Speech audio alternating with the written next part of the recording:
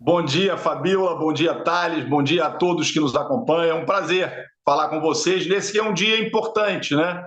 Porque é importante a gente celebrar o fortalecimento da democracia brasileira que conseguiu resistir a um ataque grave, inédito, sofrido. Então, é um dia, eu vejo como um dia de celebração democrática. O senhor era um que sempre dizia, né, que foi por muito pouco que não sofremos um golpe. Continua pensando dessa maneira, com o desenrolar das investigações, hoje, 2 anos depois, qual é a sua visão? A gente realmente correu o risco, de sofrer um golpe no Brasil? Veja, Fabiola, é curioso, porque quando a gente pega a história dos golpes no Brasil, ou das tentativas de golpe, as pessoas acreditam, e algumas acham, que um golpe tem um planejamento perfeito, que a pessoa planeja passo a passo e que as peças vão se encaixando perfeitamente até que o golpe acontece. Quando o Mourão desceu de Juiz de Fora na madrugada do 31 de março de 64, ele não sabia quais seriam todos os passos que seriam dados, como as peças iriam se encaixar. Claro que tinha todo um cenário por trás dele. Mas, veja, golpes, eles são dados e eles vão acontecendo a partir de estopins, de iniciativas. E acho que ali foi uma... As investigações estão provando que não foi um passeio no parque no domingo, não foi uma manifestação comum. Ali foi uma tentativa de deflagrar no Brasil uma crise institucional que criasse um ambiente para um golpe de Estado. Eu acho que isso está muito claro com as investigações da Polícia Federal que estão avançando. E que isso só não ocorreu porque houve uma resposta unitária, forte, dos três poderes, dos poderes constituídos, e também a partir da intervenção federal decretada pelo presidente Lula, que foi uma reação imediata, instantânea, de força àquilo que estava acontecendo. Aliás, nesse ponto, né, o senhor falando aí que é muito claro, a gente vê hoje o presidente Lula fez questão de fazer um ato, gostaria de um ato maior, só que não teve tanta adesão. Isso prejudica esse discurso, na sua análise, Capelli? Como é que o senhor vê o esvaziamento do ato de hoje? O nosso repórter está lá, tem poucas pessoas nesse momento na Praça dos Três Poderes, as autoridades, o presidente do Senado, o presidente da Câmara, não apareceu por enquanto, a gente não tem outros representantes neste momento lá. Isso enfraquece esse discurso? Olha, de forma alguma, veja, hoje a gente está no início do ano, é natural, tem muita gente fora de Brasília, de férias, então é absolutamente natural. Eu achei muito importante a iniciativa do presidente Lula de marcar a data. Veja, a gente não pode, e acho, Fabiola, que esse ano vai ser um ano de virada na história do Brasil. Por quê? Porque o Brasil tem, ao longo da sua história, conspirações golpistas, várias tentativas de golpe no Brasil, e nunca, jamais, nenhuma foi a julgamento. Pela primeira vez na história, nunca antes, uma conspiração golpista vai a julgamento no Brasil esse ano, com dezenas de civis e militares no banco dos réus. Isso é muito importante. Então, a iniciativa do presidente Lula é uma iniciativa simbólica, de não deixar com que esse dia vire mais um dia, mas que sim vire um símbolo de luta pela democracia brasileira. Capelli, uma, você resistiu, ajudou na resistência a uma certa armação aqui da polícia do DF, nesse 8 do 1. Havia um conluio do comando da Polícia Militar do DF, do secretário de polícia do DF, tudo isso, e você foi decisivo nessa resistência. E houve também, coincidentemente, naquela época, o, o governador Ibanez estava de férias. Né?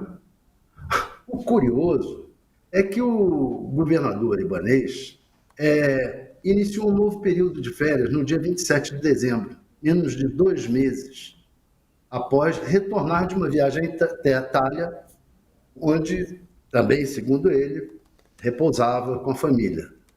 A ida à Itália ocorreu dias antes do atentado à bomba em frente ao STF, em 14 de novembro. Então é curioso, porque o governador estava ausente aqui do golpe de 8 do 1, estava ausente também no dia do atentado, cumprindo uma viagem de descanso, e agora está de férias na comemoração, na hora de se relembrar e condenar um ato condenando o ato do 8 de 1. O senhor acha que há alguma atuação do governador nesse episódio foi correta? Veja, Thales, uma correção. No dia 8 de janeiro de 2023, o governador Ibanez não estava de férias. Quem estava de férias era o então secretário de Segurança do Distrito Federal, Anderson Torres. O governador, inclusive, conversou com o ministro Flávio Dino na manhã do dia 8, dizendo que estava tudo sob controle, que era para nós ficarmos tranquilos, que as tropas estavam mobilizadas e que nada iria acontecer. O que aconteceu é que ele acabou afastado à noite pelo ministro Alexandre de Moraes. Agora, veja, Thales, conspiração não passa recibo, né? Então, veja, boa parte, quando eu assumi a intervenção federal, boa parte do comando da Polícia Militar do Distrito Federal estava de férias no dia 8 de fevereiro. É natural tirar férias em janeiro? É natural tirar férias em janeiro. Eles tinham direito administrativo às férias? Alguns tinham direito. Tinha um comandante, tinha uma pessoa que era o chefe do Departamento de Operações da Polícia Militar, estava gozando de uma licença especial. Ele tinha direito a essa licença? Tinha direito, administrativamente tinha direito. Então, veja, o secretário de Segurança Pública, as férias dele começavam no dia 9 de janeiro, na segunda-feira. Ele antecipou a viagem, já que as férias começavam na segunda, ele antecipou a viagem dele para sexta-feira. Isso acontece? Costuma acontecer? Costuma acontecer, né? O servidor tem férias a partir de segunda, ele viaja na sexta, veja. Então, não é fácil. Por isso que eu acho que a gente precisa ter muita paciência com o trabalho profissional, técnico, que está sendo conduzido pelo doutor Andrei Rodrigues, diretor-geral da Polícia Federal. Por quê? Porque a conspiração ela não passa recibo. Então, a apuração tem que ser muito técnica, muito profissional. E ela não foi feita por homens amadores. Veja, na tarde e noite do dia 8, nós tivemos 44 policiais militares do Distrito Federal feridos. Eu fui visitá-los no batalhão de choque. E eles me relataram que eles não enfrentavam manifestantes comuns, que no meio dos manifestantes tinham homens treinados, preparados, com tática de combate, com equipamentos, enfim. Então, o que aconteceu foi muito grave, com pessoas profissionais envolvidas. Então, é muito difícil você afirmar, sem ter o acesso às provas, à materialidade que a Polícia Federal tem, quem estava ou quem não estava envolvido. Agora, obviamente, é muito estranho que o governador do Distrito Federal, que recebe do Fundo Constitucional anualmente 24 bilhões de reais para cuidar da segurança pública da capital federal, tenha deixado isso acontecer e tenha desaparecido. Vamos lembrar que na tarde do dia 8, o senhor Ibanez Rocha, o governador, ele desapareceu. Ninguém conseguia falar com ele.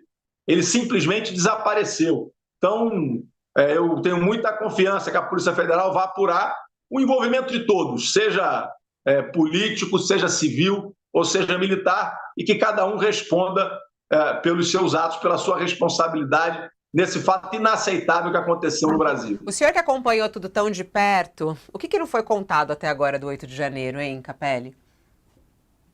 Veja, Fabiola, eu estou escrevendo um livro, eu recebi muitos apelos para que eu registrasse o que aconteceu no dia 8 e para que eu registrasse também os 23 dias da intervenção federal, que foram dias muito difíceis, de gestão de crise, mais do que segurança pública, ali foi um momento permanente de gestão de crise. Acho que um momento dos mais tensos foi a minha chegada, Fabiola, ali ao, ao, ao QG do Exército na noite do dia 8. Eu fui o primeiro a chegar no QG do Exército e eu tive um diálogo muito duro, respeitoso, mas muito duro, com o então comandante do Exército, com o general Arruda. Primeiro porque, ao chegar no QG, e ele sabia que eu tinha preparado a tropa para entrar no setor militar urbano, a tropa da Polícia Militar, assim que eu cheguei no comando do Exército, na mesa do alto comando e sentei com ele, com o coronel Fábio Augusto ao meu lado, ele virou para mim e me perguntou se o senhor vai entrar com tropas aqui sem a minha autorização? E eu disse, eu ia lhe avisar, general. E aí ele virou para o coronel Fábio Augusto e disse, porque eu acho que eu tenho um pouquinho mais de tropas que o senhor, né, coronel Fábio Augusto? É uma clara insinuação, ameaça.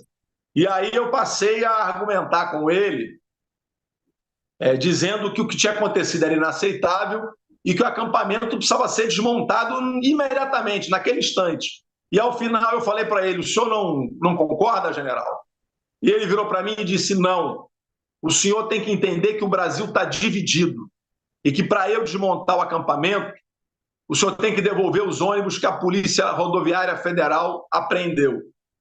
Aí eu disse para ele, general, nós não vamos devolver os ônibus, nós temos a lista de todas as pessoas que estavam nos ônibus e vão todos para a cadeia pelo que fizeram. E aí ele me disse, olha, se o senhor não devolver os ônibus, eu não tenho como desmontar o acampamento. Eu falei, tem sim, general. O senhor desmonta o acampamento que eles vão sair a pé do setor militar urbano.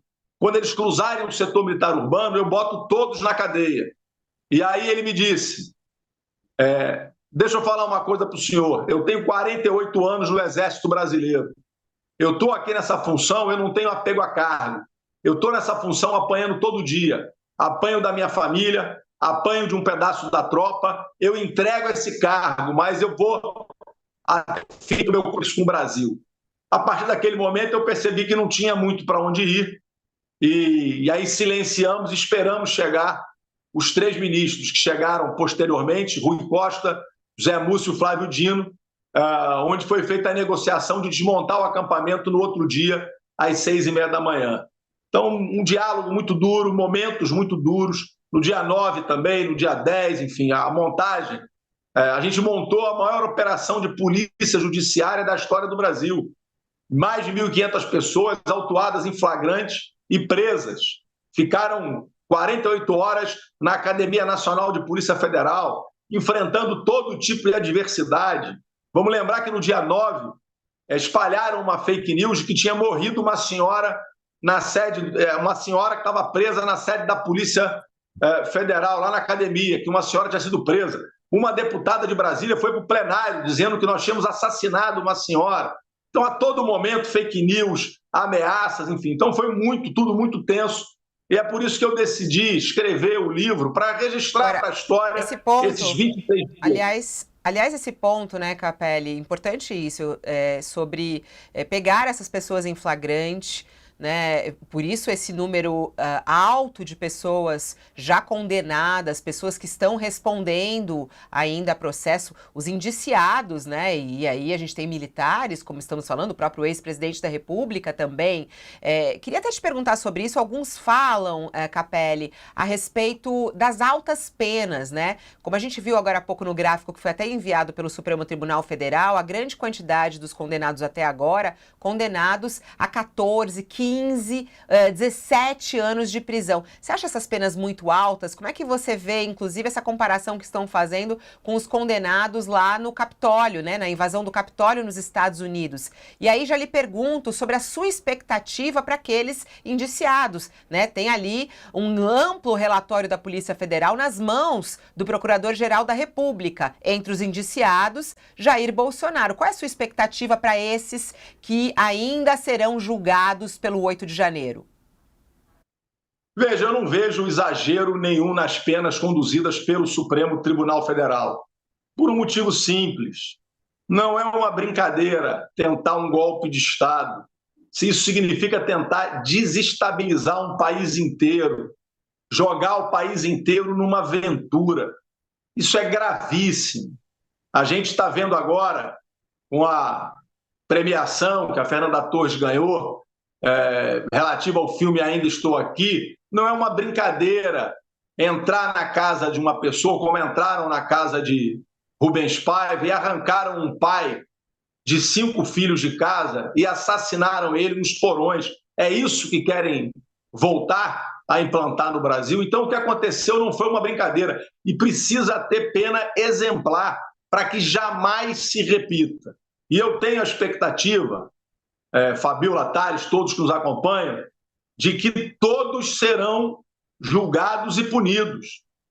Veja, nada daquilo teria acontecido se não tivesse sido montados acampamentos em frente aos quartéis generais do Exército pelo país inteiro. E não há precedente na história do Brasil de acampamentos que atentam contra a ordem institucional montados em frente a quartéis generais da história do Brasil. Qualquer pessoa que está nos assistindo, se for tentar montar uma barraquinha, qualquer pessoa que está nos assistindo, se for tentar montar uma barraquinha agora em frente ao QG do Exército, vai ser desmontado. E aquilo só foi montado porque houve, no mínimo, a conivência do então comandante em chefe das Forças Armadas, o senhor Jair Bolsonaro, que tem que responder por isso. Então, eu tenho muita confiança no trabalho da Polícia Federal e na condução do STF. Capelli, o que eu quero, é por aí que eu quero lhe perguntar. Você falou dos atos em frente ao comando do quartel, você falou do seu desentendimento lá com o então comandante do Exército. O que está sendo apurado agora é o envolvimento de muitos militares de alta patente nessa tentativa de golpe. E aí eu lhe pergunto, você está achando mais ou menos correto a penalização, as penas que aqueles que invadiram os 3 poderes estão sofrendo? Eu pergunto, os militares que participaram da articulação golpista, do desenho e que autorizaram essas coisas todas, os militares merecem penas maiores ou menores? Veja, eu acho que merecem as penas de acordo com a atitude, o ato de cada um que cometeu erros. E eu acho que é muito importante o que o ministro Zé Múcio tem dito. É preciso apurar e punir exemplarmente quem cometeu erros, para que a gente possa separar os CPFs do CNPJ do Exército Brasileiro, das Forças Armadas Brasileiras. Quem errou responde de acordo, proporcionalmente aos seus atos, no seu CPF, vai responder, porque a gente não pode querer e entrar na onda de criminalizar as Forças Armadas como um todo. Não existe país livre, altivo e soberano sem Forças Armadas fortes. Eu defendo as Forças Armadas, mas defendo também punição exemplar para quem maculou a imagem das Forças Armadas, tentando envolver as nossas forças numa aventura golpista. Bom, queria agradecer demais. Fala, Thales. Eu só queria ser um pouco mais específico, então, Capelli. Os generais que permitiram a manutenção de acampamentos em frente aos quartéis, de onde saíram essas pessoas, e os generais que participaram da elaboração do golpe, merecem penas maiores ou menores do que aqueles magrinhos que invadiram os palácios?